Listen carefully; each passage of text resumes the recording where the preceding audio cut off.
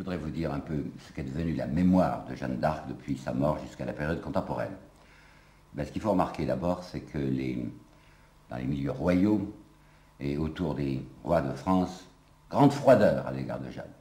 Tenez par exemple l'historiographe officiel de Charles IX, qui s'appelle Du Haillan, va écrire ceci avec complaisance. Les uns disent que cette Jeanne était la garce du bâtard d'Orléans, c'est-à-dire du Noir. Les autres du sieur de Baudricourt. Les autres de Xaintrailles, lesquels s'avisèrent de se servir d'elle comme d'un miracle composé. Ce qui signifie grosso modo qu'elle était involontairement un agent secret ou un agent des services secrets du roi Charles VII. Ben, c'est intéressant de remarquer qu'un des papes de l'époque, qui s'appelait Pie II, qui est devenu pape, je crois, en 1458, a laissé des mémoires. Et dans ces mémoires, il dit « J'ai entendu dire que les grands seigneurs de France ont imaginé cet expédient de susciter une vierge qui se dirait envoyée de Dieu. Et la conclusion de ce pape, la voici, était-ce œuvre de Dieu ou invention des hommes? J'aurais peine à me prononcer sur ce point. » Au XVIe siècle, également, un grand personnage qui s'appelle Guillaume du Bellay, dans ses Instructions sur le fait de guerre, est du même avis. Il croit que Jeanne, c'est une astuce montée à la cour de Charles VII. Au XVIIe siècle, oui, il y a Mademoiselle de Scudéry qui va parler de Jeanne comme de la chaste Amazone. Au XVIIe siècle encore, il y a cet imbécile de Chaplin qui écrit un poème épique, que j'appellerais presque plutôt un poème hippique, où il s'agit surtout de chevaux, il s'agit surtout de Dunois, et ça s'appelle La Pucelle, et c'est misérablement grotesque. Oui, il y a Étienne Pasquier qui, lui, parle de Jeanne avec noblesse, avec respect. Oui, il y a aussi Richelieu qui va même mettre politiquement une statue de Jeanne d'Arc dans sa galerie du Palais Royal. Et si vous regardez Bossuet, par exemple, Bossuet qui a rédigé à l'intention du Dauphin des commentaires sur l'histoire, il parle de Jeanne avec une certaine hauteur. N'oublie pas de signaler qu'elle a été servante d'auberge et surtout qu'elle a été réhabilitée par l'Église du moment que les rois se sont servis de quelqu'un qui n'était pas mal vu du point de vue ecclésiastique. Tout est en ordre, n'en parlons plus. Quant à Fénelon, pas un mot. Ce qui va changer, c'est qu'il va constituer une espèce de déclic, c'est ce qui va se passer en 1803 avec Bonaparte. La Révolution française avait abattu la statue de Jeanne qui était à Orléans. Pas du tout contre la mémoire de Jeanne, mais parce que cette statue était une statue double. Il y avait Jeanne d'une part, il y avait le roi d'autre part. La Révolution en 1792, on ne veut plus de statue de roi. Alors on fait tomber la statue, mais on va utiliser le bronze de cette statue pour couler 2 canons, dont un des canons sera dédié à la mémoire de Jeanne. En 1803, on va précisément à Orléans rétablir cette statue et remettre Jeanne d'Arc sur son piédestal.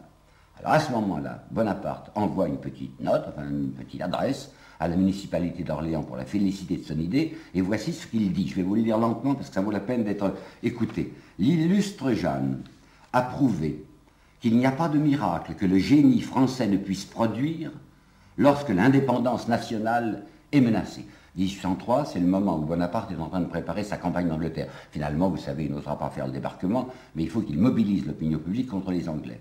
Or, comme par bonheur, Jeanne est justement quelqu'un qui a combattu contre les Anglais, voici Bonaparte qui va annexer la mémoire de Jeanne à sa politique anti-anglaise. Eh bien, je viens de parler de déclic, c'est tout à fait vrai. À partir de Bonaparte, ça va être dorénavant, oui, tout à fait, la sainte nationale, enfin celle qui va représenter le mouvement national.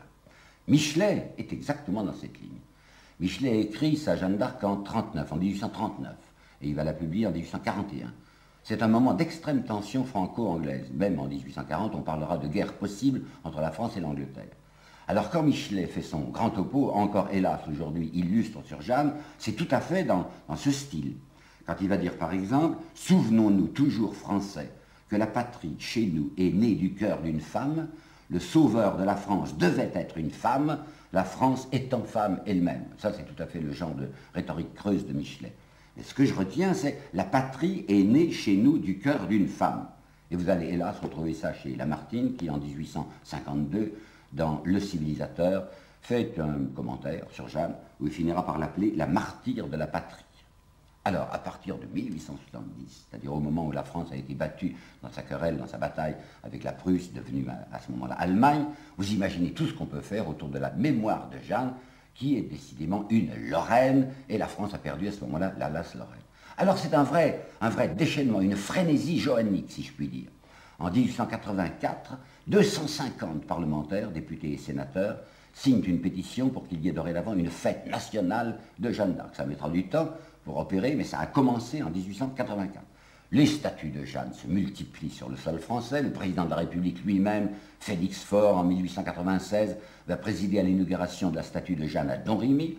C'est une floraison d'écrits sur Jeanne d'Arc. Il y a Sarah Bernard qui se couvre de gloire au théâtre de la Porte Saint-Martin dans ce qu'on appelle le drame musical qui s'appelait Jeanne d'Arc, fabriqué par un nommé Jules Barbier avec musique de Gounod. Au cinéma, qui commençait le cinéma en 1897, il y avait Méliès qui a fait un film sur Jeanne d'Arc. Et 97, c'est l'année même où Peggy va faire sa première Jeanne d'Arc. Alors vous vous rendez compte de tout ce mouvement extraordinaire qui devenait d'ailleurs de plus en plus politique. 1897, c'est pas loin de l'affaire Dreyfus, elle va éclater à la fin de l'année 97. Et on va voir Jeanne de plus en plus, enfin les mémoires de Jeanne, accaparées par la droite, au point qu'on va faire de Jeanne une anti-dreyfusarde. Un professeur de Paris qui s'appelait Talamas, et qui avait eu des difficultés avec des parents d'élèves, parce que les élèves avaient dit « Monsieur Talamas ne croit pas aux voix de Jeanne ». Talamas s'était défendu, ça fait une affaire nationale. Alors un grand meeting se tient à Paris, voyons quelle date, le 5 décembre 1904, un meeting qui réunit Drummond, c'est-à-dire l'homme de la libre parole, la tête du combat antisémite, Drummond, Copé, sous les bénédictions de Barrès et Maurras, et voici ce que les journaux nous rapportent comme cri poussé à la fin du meeting: à bas les Juifs, à bas la République maçonnique, vive Jeanne d'Arc. Et Peggy, qui a changé de peau, à ce moment-là, nous sommes en 1909, Peggy qui a changé de peau et qui a troqué l'amitié de Jaurès autrefois contre l'amitié maintenant de Barrès, Peggy va reprendre sa pièce à peu près socialiste de 97 pour en faire ce qu'il appelle maintenant un mystère, et il opérera cette jolie performance d'avoir une première Jeanne d'Arc en 97 soutenue par la Revue socialiste et une seconde Jeanne d'Arc en 1909 soutenue par l'Écho de Paris et par l'Action française. Jeanne d'Arc est devenue le bien propre de l'Action française à ce moment-là. Tous les ans, l'Action française organise un défilé de ses légions martiales et distinguées qui viennent marquer le pas devant la statue en or de Jeanne d'Arc sur la place des Pyramides. Alors vous pensez bien que l'Église, elle ne pouvait pas rester en dehors du cours, elle ne pouvait pas être en reste. Et par bonheur, il y avait eu la pression violente de Charles VII qui avait dédouané l'Église, puisque l'Église elle-même, en 1456, avait dit non, on n'a plus rien contre Jeanne. Mais entre n'avoir plus rien et la transfigurer en sainte, ce à quoi nous allons maintenant assister, il y avait de la marge. Alors comment ça s'est opéré? Il faut regarder ça de près. La première fois, c'est le 8 mai 69, 8 mai 1869, l'évêque d'Orléans, qui s'appelait Monseigneur Dupanloup, qui était très connu, qui avait une réputation nationale et presque mondiale, va obtenir la signature de 11 autres évêques, et ces 12 évêques s'adressent au pape, donc en mai 1869, pour demander comme ça carrément la canonisation de Jeanne d'Arc, qu'on la transforme en une sainte. Une grosse affaire, il ne faut pas aller si vite que ça, enfin, une fille qui a été condamnée par l'Église, une fille qui a été ensuite déclarée non coupable, mais la transfigurer brutalement en une sainte, minute, il fallait du temps. Néanmoins, l'idée pouvait être rentable, allons-y doucement. Alors l'Église va réfléchir, et c'est seulement le 27 janvier 94, que le pape Léon XIII décide de reprendre très sérieusement l'affaire. Pour comprendre ces choses-là, il faut toujours voir quelle est la situation politique. En 1893, en France, il y avait eu des élections qui, pour la première fois, avaient amené un très grand nombre de socialistes à la Chambre française. Jusqu'alors, les socialistes étaient 7, 8, 9, même pas 10. Aux élections de 93, les socialistes étaient tout à coup 51. En 89, par exemple, les voix socialistes à travers toute la France, n'étaient pas même 100 000, et en 1893, elles étaient 600 000. Alors il y avait eu une espèce d'épouvante dans les milieux bourgeois, et un rapprochement s'était opéré entre les non-catholiques et les catholiques pour, en somme, la défense sociale. C'est ce qu'on appelait du côté de l'Église le ralliement. Léon XIII poussait les catholiques à accepter enfin la République, et du côté des anti-catholiques, on se disait, on appellera ça l'esprit nouveau, une espèce de fraternité, un front commun, si vous voulez, un front commun des possédants contre les socialistes. Alors ce serait peut-être pas mal de donner un gage de la part de Léon XIII, de la part de l'Église, donner un gage à ce mouvement nouveau, ce mouvement de rapprochement. Et alors on pourrait faire un rapprochement sur la personne de Jeanne, parce que Jeanne a à la fois le mérite d'être une héroïne nationale, et puis on commence à parler d'elle pour une canonisation, ou du moins, n'allons pas trop vite, pour une béatification. Alors, ce 27 janvier 1994, le pape Léon XIII ordonne d'instruire la cause de Jeanne du point de vue béatification. Est-ce que vous vous rappelez que le pape Calixte III, quand en 1455, il avait décidé de céder à la pression du roi Charles VII, avait employé les mêmes mots, instruire la cause. Eh bien, quand ce pape de 1455 veut instruire la cause de la réhabilitation de Jeanne, c'est dans une intention politique, c'est pour le bien des rapports politiques entre la France et le Saint-Siège. Eh bien, en 1894, c'est la même chose. On va instruire la cause de la béatification de Jeanne dans la même intention et pour le bien des rapports politiques entre le Saint-Siège et la France.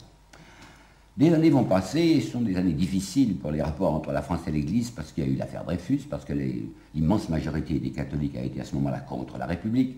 Il va y avoir la séparation de l'Église et de l'État en 1905, et c'est seulement en 1909 que le nouveau pape, qui s'appelle Pie X, et M. Jean Guiton le rappelle aujourd'hui avec onction qu'il faut dire Saint Pie X, eh bien Saint Pie X en 1909 décide de faire un nouveau geste, et ça va être la béatification. Pourquoi ?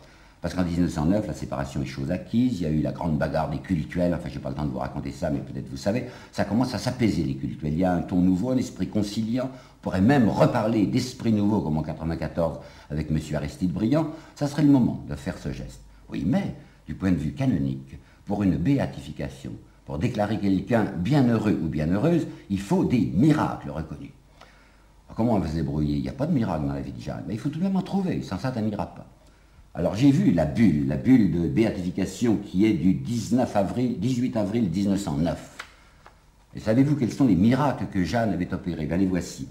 Depuis 1891, 3 religieuses, l'une de la congrégation de la Sainte Famille, l'autre de la Société de la Divine Providence, et la troisième des Sœurs de Saint-Benoît, ont été l'objet de guérisons miraculeuses, je cite, subitement et complètement guéries d'ulcères. L'une un ulcère à l'estomac, l'autre un ulcère au sein gauche, la troisième un ulcère aux jambes. Ah ben, c'est bien la preuve que Jeanne est une sainte avec les au paradis, puisque quand on l'a pris, elle guérit les ulcères. Alors ça y est, elle est béatifiée, elle est dite bienheureuse maintenant. Mais faites bien attention qu'une béatification, c'est pas encore une canonisation. Comment dirais-je, c'est le premier échelon dans la hiérarchie ecclésiastique. C'est quelque chose comme chevalier de la Légion d'honneur, mais c'est pas encore commandeur. Il s'agira maintenant de passer de la béatification à la canonisation. Ça va de nouveau prendre du temps. Béatification 1909, canonisation 1920. 1920, il s'est passé des choses considérables. La France a été cette fois victorieuse. C'est pas comme en 1870. Elle a écrasé les Allemands avec quelques auxiliaires, c'est entendu, mais en fait c'est la France victorieuse.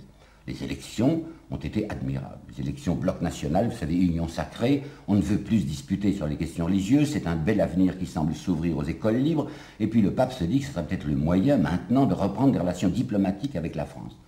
Alors on va faire le geste définitif, on va faire le geste de la canonisation. Quand j'ai étudié les rapports de Napoléon et de l'Église, j'avais trouvé une phrase un peu scandaleuse, oui je vous dirais un peu scandaleuse, du légat du pape à Paris qui disait « Une canonisation est toujours une faveur que la cour de Rome fait à quelqu'un ». Bon, ben la cour de Rome en 1920 va faire une faveur à la France parce qu'elle paraît bien disposée, il faut l'encourager, c'est un prix d'encouragement. On va lui donner cette fois la fameuse canonisation de Jeanne, puis ça s'arrangera très bien parallèlement sur le plan politique et sur le plan religieux. Parce que M. Maurice Barrès, qui est député nationaliste, a repris l'idée d'une fête nationale de Jeanne. Il a déposé un projet de loi en ce sens, déposé un projet de loi le 14 avril 1920. La bulle de canonisation intervient le 9 mai 1920. Et une loi instituant la fête nationale de Jeanne est votée le 10 juillet 1920. Une merveille. Et attention, il y avait encore là un problème de miracle. Parce que pour passer de l'échelon inférieur à l'échelon supérieur, c'est-à-dire de bienheureuse à sainte, il faut encore qu'il y ait des miracles complémentaires. Oh ben, Cassian-Thiers, on en a trouvé. Alors les miracles supplémentaires, c'est 2 demoiselles. Mademoiselle Mirandel, lieu et date non précisés, qui a été guérie subitement et complètement d'un mal plantaire perforant. Et puis une demoiselle Thérèse Belin, qui avait une tuberculose péritonéale et pulmonaire compliquée d'une lésion organique de l'orifice mitral. Ben, tout ça est dans la bulle. Et enfin, Jeanne, vous savez, s'est débrouillée, vous avez remarqué qu'elle fait des progrès, Jeanne. D'abord, elle guérissait uniquement des religieuses. Maintenant, elle guérit des gens qui ne sont pas des religieuses, mais pas des femmes mariées tout de même, hein, uniquement des vierges, uniquement des vierges. Alors là, voilà, elle est sainte maintenant, Jeanne. Mais faites bien attention, elle est sainte, elle est vierge, mais elle n'est pas martyre. Parce que, comme dira très bien M. Jean Guiton, il n'y a pas moyen d'employer pour elle le mot de martyr. Jeanne ne peut être tenue pour martyr, écrit M. Jean Guiton au sens strict du mot, par la pensée catholique.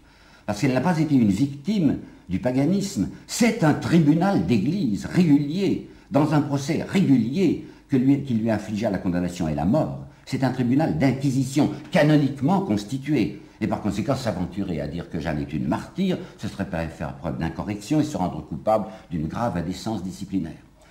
Toujours est-il que la merveille réalisée depuis 1920, Jeanne est à la fois, c'est la seule sainte même, la seule sainte qui cumule les suffrages, comme dit Madame Régine Ternoux, qui est noyée d'émerveillement, qui cumule les suffrages de l'Église et de l'État. Et en 1956, au moment du 5e centenaire de la réhabilitation de Jeanne, le ministre Jacquinot a prononcé cette phrase admirable: toutes les autorités civiles, militaires et religieuses se rassemblent chaque année autour de sa mémoire. N'empêche qu'il faudrait que je vous présente un certain nombre d'évidences, enfin 3 évidences rectificatives. On nous a raconté tellement de blagues sur Jeanne. Et nous voilà arrivés au bout de cet exposé et je voudrais vous laisser dans l'esprit 2 ou 3 choses précises. Quelles sont ces choses précises? Eh bien d'abord c'est faux de dire que Jeanne est la première championne du nationalisme. Oh, je sais bien les responsabilités, c'est encore Michelet là-dedans. Michelet va vous dire des choses comme celle-ci: Jeanne entraîna tout un peuple qui devint soldat avec elle. Elle aimant la France, et la France touchée se mit à s'aimer elle-même.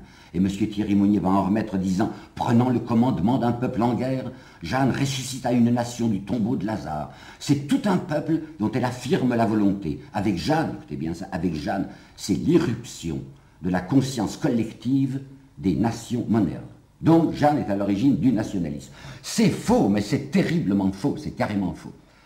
Les armées à cette époque-là, les armées dans lesquelles Jeanne a servi, c'était des armées de mercenaires. Ce n'étaient nullement des armées nationales.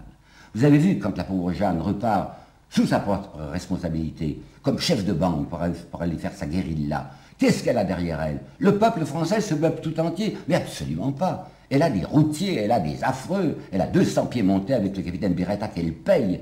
Nous faire croire qu'il y a eu un élan national derrière Jeanne, c'est exactement un mensonge. L'idée nationale ne pouvait pas exister au XVe siècle. Étant donné ce qu'était la France, je vous l'ai indiqué dans mon premier exposé, un gars de Lille, par exemple, était aussi différent d'un gars de Bayonne, un gars de Rennes était aussi différent d'un gars de Besançon, qui n'était même pas en France, qu'aujourd'hui, un Français est éloigné d'un Chilien ou d'un Japonais. C'est un abus de langage, je dirais même que c'est un abus de confiance, de nous faire croire que Jeanne est à l'origine du nationalisme. Et puis qu'est-ce que c'est que la définition du nationalisme? Nationalisme, ça serait du patriotisme survolté, à savoir la France a toujours raison, même quand elle a tort. Or Jeanne, c'est quelqu'un qui veut faire quoi? Qui veut protéger le roi contre des envahisseurs. Jeanne, c'est le contraire d'une conquérante. C'est exactement l'antithèse de Napoléon Bonaparte. Napoléon Bonaparte, c'est une bête de proie. La petite Jeanne, en réalité, c'est quelqu'un qui dit: les Anglais sont là, ils sont chez nous, c'est pas leur place. C'est ce que dira très bien l'Anglais, enfin l'Irlandais Bernard Shaw, en disant: Jeanne avait compris, c'était ce qui était naturel et qui était très sensé, que les Anglais n'étaient pas à leur place en France. Et ne croyons pas qu'on ne nous fasse pas croire, comme Peggy dans sa 2e version, que Dieu est toujours pour les Français. Dieu aurait été contre les Français si les Français étaient des conquérants. Jeanne est quelqu'un qui se bat pour la justice. Dieu n'est pas avec les Français, Dieu n'est pas avec les Anglais, Dieu, dans la pensée de Jeanne, est seulement avec la justice. Par conséquent, je m'élève avec la dernière violence contre cette idée mensongère, contre, je le répète, cet abus de confiance qui ferait de Jeanne une nationaliste. 2. Deuxième évidence rectificative. Monsieur Jean Litton, dans son livre récent sur Jeanne d'Arc, ose, oui je dis bien, ose écrire que ce qui fait la vraie grandeur de Jeanne, c'est sa pureté, dit-il. Et que la pureté de Jeanne, c'était sa gloire implicite, écrit-il. Qu'est-ce que ça veut dire, sa gloire implicite? Ça veut dire ce qui va permettre sa canonisation. C'était sa virginité de Jeanne, écrit M. Jean Litton. C'était, dit-il, sa raison d'exister. D'abord, je voudrais bien entendre sur le mot de pureté, que beaucoup s'acharnent à prendre dans un sens matériel et grossier, comme si la virginité avait quoi que ce soit de commun avec la pureté du cœur dont il est parlé dans les Béatitudes. Et d'autre part, Jeanne n'a pas fait vœu de virginité. Cauchon lui demandera carrément, Cauchon lui dira: dites-moi Jeanne, vos voix, est-ce qu'elles vous ont dit que vous perdriez votre chance, votre bonheur, si vous perdiez votre virginité? Et Jeanne va répondre: non, non, elles ne m'ont rien dit de tel. Jeanne n'a pas fait de vœu. Jeanne est quelqu'un qui dit: j'ai un certain travail à faire. Elle se croit mandatée par Dieu pour faire ce travail. Et tant qu'elle n'aura pas fait ce travail, il ne veut pas penser à autre chose.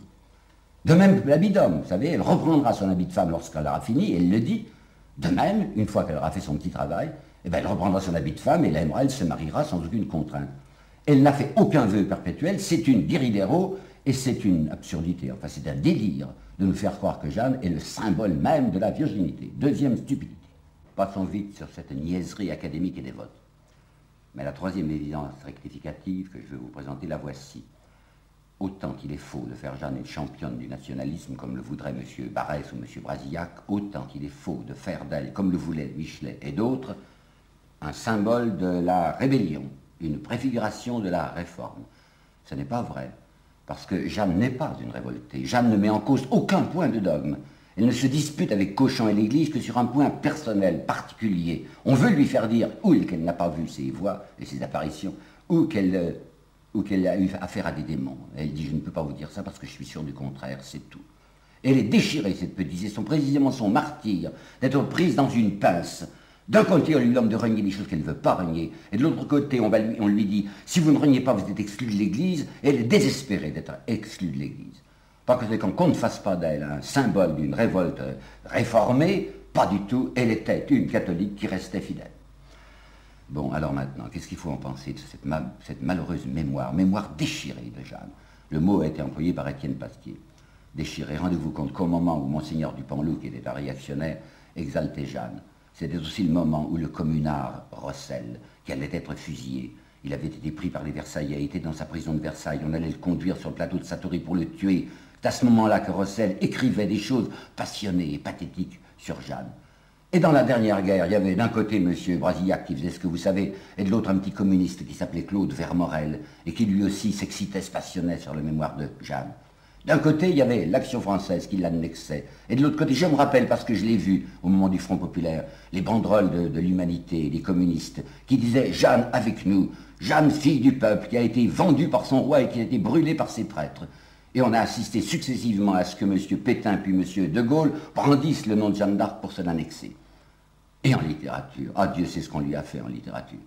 Il y a eu d'abord Shakespeare, c'est pas sûr ça Shakespeare, il paraît que ce serait plutôt un nommé Green, qui a écrit cette pièce Henri VI, où Jeanne est représentée comme une mégère non apprivoisée. On veut la brûler à la fin, alors elle crie « Je suis enceinte !» Alors de qui? Il dit « Je sais pas, c'est peut-être bien du roi, c'est peut-être bien de Xaintrailles. » Voilà ce que Shakespeare avait fait d'elle. Il y a l'abomination, oui je dis l'abomination, de Voltaire, quand il a écrit sa Pucelle, dont Jean Jaurès, qui était plutôt pourtant un ami de Voltaire du point de vue de l'esprit, dira « c'est une ignominie ». Oh, je sais bien qu'on nous fait croire, Michelet par exemple, que Voltaire n'a rien voulu faire de très méchant contre Jeanne. Oui, Michelet dira, Voltaire n'avait pas l'intention réelle de déshonorer Jeanne d'Arc. Il lui rend dans ses livres sérieux le plus éclatant hommage. Je pense que M. Michelet suppose que nous ne l'aurons pas vérifié. Parce que si, en effet, dans l'essai sur les mœurs, il s'est surveillé, Voltaire, savez-vous ce qu'il avait dit de Jeanne dans le dictionnaire philosophique? Mais je vais vous en lire. Il faut soigneusement observer, disait Voltaire, que Jeanne a été longtemps dirigée, avec quelques autres dévotes de la populace, Voltaire détestait la populace, par un fripon nommé Richard, qui faisait des miracles et qui apprenait à ses filles à en faire. Comme contre-vérité, hein, ça se pose là, étant donné que Richard et Jeanne d'Arc ne s'entendaient pas. Les juges, écrit Voltaire, la crurent sorcière. Elle se crut inspirée. C'est bien le cas de le dire, ma foi, juge et plaideur, il faudrait tout lier. Et savez-vous quel est le dernier mot de Voltaire sur Jeanne? C'est une malheureuse idiote. Au même moment, Jean-Jacques Rousseau, qui ne pensait pas exactement comme Voltaire, savez-vous ce qu'il avait apporté, Jean-Jacques, à la ville de Genève, lorsqu'il est revenu reprendre sa nationalité genevoise, son appartenance politique et religieuse genevoise en 1755? Il a apporté un exemplaire recopié du procès de Jeanne d'Arc. Il y attachait, lui, beaucoup de prix. Or, en littérature, c'est pas la peine que je vous en raconte davantage. Il y a Schiller, oui, Schiller a été ridicule, Schiller, Jungfrau von Orleans, hein, où il ne veut pas faire Jeanne mourir au bûcher parce que c'est pas suffisant, alors il l'a fait mourir au combat. C'est une espèce de héroïne pré-wagnérienne, enfin une espèce de Valkyrie. Vous avez Peggy avec sa Jeanne de 1909 où il délire, où il prête à Jeanne des idées qu'elle n'a jamais eues, une protestation contre l'enfer, une Jeanne qui veut tuer la guerre parce qu'à ce moment-là Peggy était socialiste. Il y a Anouilh, il y a Delteil aussi, Anouilh qui a fait une Jeanne qui s'appelle l'Alouette. Du reste, il aurait bien dû dire à qui il avait pris son idée de l'Alouette. Ben, il l'a pris à Claudel. C'est en 1942 que Claudel le premier avait comparé Jeanne à une alouette. Et c'est une pièce qui ne tient pas, étant donné qu'il y a Agnès Sorel, la maîtresse de Charles VII, qui joue un rôle. Savez-vous l'âge qu'elle avait, Agnès Sorel, quand Jeanne avait apparu? Elle avait 8 ans. Elle était bien incapable de combler les désirs de Charles VII. Elle ne va apparaître qu'en 1444 dans le destin de Jeanne. Il y a Delteil, tout de même, dont je viens de vous parler, qui fait la même gaffe à propos d'Agnès Sorel. Mais ce Delteil, il se réaliste, qui a écrit en 1925 une Jeanne d'Arc. J'aime bien son bouquin. Il est bourré d'erreurs, mais il y a un ton nouveau, un ton brutal et tendre. Jeanne parlait mes frères du paradis. Alors lui, il va dire mes copines du ciel. Et laissez-moi vous dire, cette interprétation, vous savez, elle n'est pas malveillante, certainement pas. Cette interprétation du je vous salue Marie, que disent les catholiques, et que Delta y met dans la bouche de Jeanne, voilà ce qu'il lui fait dire. Bonjour Marie, quelle grâce sur vos joues, vous en avez de la veine entre toutes les femmes. Le Seigneur est avec vous, et qu'il est beau votre bébé, le fruit de votre ventre, Jésus. Alors maintenant, Jeanne, il faut que je me risque moi-même, que je vous dise ce que j'en pense. J'ai intitulé cet ensemble d'exposés « L'énigme Jeanne d'Arc ». Au fond, il me semble que dans sa trajectoire, il n'y a rien d'énigmatique. On est arrivé à voir comment ça s'était passé. Mais l'énigme profonde, c'est la personne de Jeanne. Qui ça pouvait bien être? Alain, qui est si intelligent par ailleurs, se couvre à mes yeux de ridicule quand dans un texte sur Jeanne, il dit « c'est la plus belle histoire du monde, semble-t-il ». Mais surtout, n'y mêlez pas Dieu. Mais c'est une position absolument anti-historique. Parce que quelle que soit l'idée personnelle qu'on peut avoir sur Dieu, Jeanne y a cru. C'était au centre de sa vie, la pensée de Dieu. Donc on ne peut pas exclure ce Dieu, entre guillemets, de la vie de Jeanne. Voyons, je sais bien que pour faire sérieux, il faudrait que j'écarte d'un revers de main. Tout ce qui est voix, apparition, j'appellerais ça, si vous voulez, des contacts en disant c'est des fantasmes, c'est des hallucinations. C'était une fille qui avait tout de même un certain état morbide. Alors, passons ça sous silence. Il n'y a pas moyen, je n'écarterai pas. Pourquoi est-ce que je n'écarterai pas? Première raison, parce que Jeanne y a cru, comme je vous l'ai dit un jour, elle y a cru mordicus, jusqu'à se faire mourir. Elle a tenu à dire que non seulement c'était vrai, mais c'était vraiment des anges de Dieu. Et puis je n'écarterai pas parce que je suis de l'avis de Gilson, l'académicien. Gilson qui dit « Ce qui étonne les professeurs ne perd pas pour autant le droit d'exister ». Je suis aussi de l'avis de Bergson qui dit « Comment prouver l'impossibilité d'un fait? Si le fait impossible est là, il faut bien l'absorber. » Et je suis encore de l'avis de Victor Hugo, qui a écrit exactement ceci. L'esprit scientifique, ce n'est pas de hausser les épaules et de nier tout bonnement ce qui les concerte. L'esprit scientifique, c'est d'enregistrer d'abord et ensuite de chercher à comprendre. Et il ajoutait, il y a un fétichisme scientiste qui ne vaut pas mieux que l'obscurantisme clérical. Hugo tenait, M. Thierry Monnier, qui n'y connaît rien, prétend que Victor Hugo avait une espèce de mépris pour Jeanne et qu'il ne l'a même jamais nommé dans son œuvre, ce que c'est que de parler sans savoir. Parce qu'il a parlé plusieurs fois, Thierry Monnier, et Victor Hugo, il a parlé plusieurs fois de Jeanne. Et il en a parlé dans ses vers et dans sa prose. Et il en a parlé au moment de l'exil, c'est-à-dire au moment où il était le plus lui-même, où il avait conquis sa plénitude. La voilà, Jeanne, dans le grand poème de Victor Hugo qui s'appelle L'âne. On la voit, Jeanne, à travers la fournaise, apparaît toute nue, au poteau, tordant ses bras sublimes. Et dans Les Travailleurs de la mer, la voilà une seconde fois, sous la plume de Victor Hugo, à propos de ce qu'il appelle ces visions transfigurantes qui firent d'un chamelier, Mahomet, et d'une chevrière, Jeanne d'Arc. Et quant aux anges, pour l'hilarité de Madame Sand, Victor Hugo disait, je ne sais pas, je ne nie pas, peut-être. Et il avait un geste où le doute inclinait à l'accueil. Vous savez, il y a tant de choses que nous ne connaissons pas, autour de nous et en nous. Dans cette préface de Bernard Shaw dont je vous ai parlé, il y a une phrase que je trouve admirable, où Bernard Shaw se demande si nous avons raison d'être si fiers de ce monde prétendument scientifique dont nous nous sommes faits, et dont nous excluons avec une assurance péremptoire tout ce que le passé appelait surnaturel. Qu'est-ce qui est naturel? Qu'est-ce qui est surnaturel? Alors qu'en fait, nous baignons dans un inconnu que l'on répudie dès qu'il ose se présenter à nos intelligences obstruées. Je voudrais vous présenter deux petites remarques préalables avant de me risquer à vous dire ma pensée profonde sur Jeanne. André Breton, dans un beau livre qui s'appelle L'amour fou, dit « Il se peut que toute vie demande à être déchiffrée comme un cryptogramme. » Je crois qu'on pourrait y arriver à rendre lisible le cryptogramme de Jeanne. Eh bien, quelle est ma première remarque? Ce petit bout de femme, comme va dire Claudel, ce petit bout de femme dans les orties et les boutons d'or, si ébahi qu'elle en oubliait de manger sa tartine parce qu'elle avait vu une grande lumière et parce que quelqu'un lui avait parlé. Cette même fille, devenue plus grande, solide, les pieds sur terre, que l'on voit se battre comme un homme, qui gueule dans la mêlée, qui est tout en sueur, qui grimpe aux échelles sous une grêle de pierres et de pois fondus et d'huile brûlante. Cette petite furibonde qui a dit au gouverneur d'Orléans « Tu es un salaud ». Cette petite gouailleuse qui, les mains sur les hanches, va dire à frère Richard « Oh, ça va, je m'en volerai pas ». C'est la même.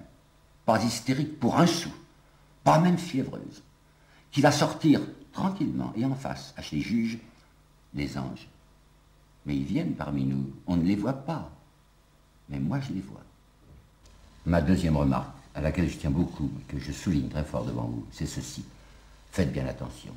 Que Jeanne ne se mette à décrire, lorsqu'il s'agit de ses voix, ses apparitions, ce que j'appelle ses contacts, qu'elle ne se mette à décrire que quand on l'y force. Au procès, elle a affaire à des gens qui la détestent et qui ne veulent pas écouter, qui la prennent soit pour une menteuse, soit pour une folle. Elle sait très bien qu'elle n'est ni une menteuse ni une folle. Alors comme elle s'acharne à les convaincre, elle va recourir au vocabulaire et à l'imagerie reçue. Elle va se mettre à parler des beaux vêtements que portait Saint-Michel, des ailes qu'avaient les anges, des couronnes dorées qu'avaient Sainte-Catherine et Sainte-Marguerite. Pourquoi? Parce que c'est comme ça qu'on les voit dans les statues d'église, sur les vitraux, sur les peintures. Et ces noms même qu'elle emploie, Sainte-Catherine, Sainte-Marguerite, elle y recourt parce que c'est des noms qu'elle a toujours entendus depuis qu'elle est toute petite.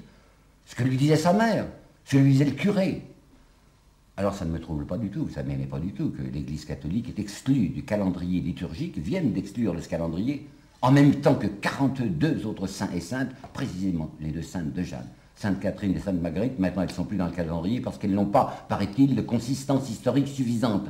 Alors j'entends bien que les gens éclatent de rire en disant « Jeanne a dit qu'elle a vu Sainte Catherine et Sainte Marguerite alors que ça n'existe pas et que l'Église elle-même le dit. » Pourquoi est-ce que j'en suis pas troublé? Parce que, juste au seuil de la mort, 2 heures avant de mourir, quand Jeanne, désespérément, a essayé de dire la vérité, cette fois quand elle a dit ben, « Oui, j'ai menti, vous savez, j'ai menti au sujet du signe au roi, c'était moi le petit ange », elle va dire « Ce que je voyais en vérité, la plupart du temps, ce que je voyais, c'était de toutes petites choses qui venaient à moi en grande multitude. » Ah, alors j'entends immédiatement les gens qui disent « Oh, ben c'est bien clair, quoi, c'est la caractéristique absolue de l'hallucination. » Il y a même un médecin qui a poussé l'obligeance jusqu'à dessiner pour moi le cerveau et le lobe du cerveau qui était visiblement atteint chez Jeanne.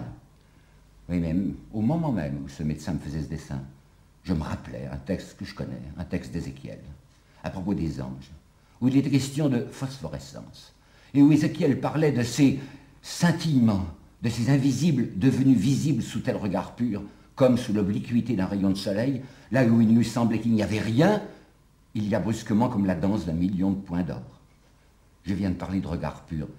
Qui sait si Jeanne ne l'avait pas, ce regard exceptionnel qui sera celui du curé d'Ars, lequel voyait le fond des cœurs, qui est celui de certains soufis musulmans, qui est le regard de certains prêtres tibétains, qui est le regard de certains sages actuels même de l'Inde, et qui leur permet de voir des choses que nous ne voyons pas, et qui sont là pourtant présentes et vivantes.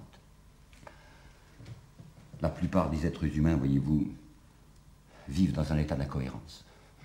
Nous sommes tous plus ou moins des paquets d'organes. Nous sommes engourdis par l'habitude, nous sommes happés par nos convoitises, ou nous sommes ballottés par l'événement. Tandis que Jeanne, au contraire, c'est quelqu'un qui tient ensemble, vous savez, qui tient debout, qui tient solide. Une fille qui est faite d'un seul élan. Une fille qui obéit passionnément à une certaine traction exercée sur son âme. Ce qu'elle a entendu, Jeanne, eh bien, je vais vous le dire, ça a l'air idiot, elle a entendu un texte sans mots. C'est elle qui met les mots, comme elle peut. Il y a eu impulsion, il y a eu sollicitation et contact. Il y a eu pour elle comme une grande main qui tient sa petite main dure et elle répond à la pression par une pression constante et ardente. On nous parle de la vocation de Jeanne chargée de mission, mais dans la vue du monde qui était celle de Jeanne, nous sommes tous chargés de mission. Nous sommes tous appelés en faveur de la justice et de l'amour. Seulement, il y a ceux qui n'écoutent pas, qui ne veulent pas écouter, ceux qui n'entendent pas et ceux qui ne veulent pas entendre. Et au contraire, la petite Jeanne, c'est quelqu'un qui a entendu, qui a répondu de tout son cœur en disant « Vous voulez ça? Eh bien d'accord, je suis prête, je le ferai. » Elle va dire également littéralement ceci qui me touche beaucoup. J'ai cru que c'était un ange qui me parlait et j'ai eu la volonté de le croire. La volonté de le croire, ça veut dire tout simplement l'adhésion. Et Isaïe dit que celui qui accomplit la justice, quelque chose en lui devient comme le soleil levant. Vous savez, quand on donne à ce qu'on croit être le bien, une adhésion totale et passionnée. Il y a en nous, en fait, tout le monde l'a senti, une espèce de bonheur, de soulèvement de bonheur, un vertige de joie. Rien ne compte plus, tout est balayé des relents du lupanar ou de l'évier. Il n'y a plus que ça qui compte, enfin, ce miracle de joie, d'innocence et de vérité. Alors j'ai l'impression que c'est ça que Jeanne voulait dire. Lorsqu'elle disait « Mes anges, lorsqu'ils venaient me voir, j'aurais tellement voulu qu'ils m'emportent avec eux. » Cette Jeanne qui est tombée maintenant au discours patriotique et aux homélies dévotes. Rendez-vous bien compte qu'elle a été détestée de son temps par tous les prélats et par tous les notables. C'est dangereux de ne pas leur ressembler à ces gens-là. Les êtres de la race de Jeanne, on leur fait payer cher. Le monde des mondains les goûte et leur trouve rapidement une saveur incompatible avec sa sécurité. Bernard Shaw va écrire cette chose que je trouve admirable. Il est beaucoup plus dangereux, dit Shaw, d'être un saint qu'un conquérant. Et il ajoutait, maintes épouvantables canailles meurent paisiblement dans leur lit, entourés d'hommages et d'honneurs, tandis que Tolstoï, excommunié, agonise dans un trou perdu. Et que Jeanne, elle est maintenant sur les statues, et elle est maintenant sur les autels, où l'on met les bien-pensants, mais après l'avoir préalablement brûlé vive. Au moment de la réhabilitation, les témoins très aidés voulaient absolument faire un rapprochement entre le bûcher de Jeanne et la croix du Christ. Mais il y avait un point au moins sur lequel ils ne se trompaient pas, c'est que Jeanne et le Christ, ils ont été brûlés tous les deux par les prêtres de leur temps, et parce que tous les deux avaient dit Dieu premier servi. Et pour finir, je voudrais vous lire deux textes de Claudel, deux textes qu'on ne connaît pas beaucoup. La chapelle claudelienne n'aime pas les voir reproduits. Et moi, au contraire, exprès, je veux les mettre au grand jour et les voici. Il s'agit d'abord, dans Claudel, de la fameuse faculté de théologie de Paris. Congestionné, dit Claudel, est tendu comme une tumeur. Alors Claudel les fait penser tout, et rager tout, écumer tout, ces théologiens, contre, je cite, cette petite personne qui se permet de se dire fille de Dieu, et l'on entend l'écho d'un certain cri qui fut poussé 1400 ans plus tôt. Il blasphème, il se dit fils de Dieu. Et Claudel poursuit, Jeanne, on va lui faire voir à cette fille de quel bois on se chauffe sur la montagne aux sentences, la colline inspirée, le repère des pharisiens. Deuxième et dernière citation, et qui s'ajuste tellement bien à l'état épouvantable, abominable de l'église des Grégoire et autres Borgia au moment de Jeanne. Écoutez, c'est mon dernier texte, c'est du Claudel. De temps en temps, dans le ménage de l'église, une saleté à faire vomir. Tout le matériel chahuté, et le personnel qui se donne du bon temps, la maison Dieu devenue comme une étable à cochon.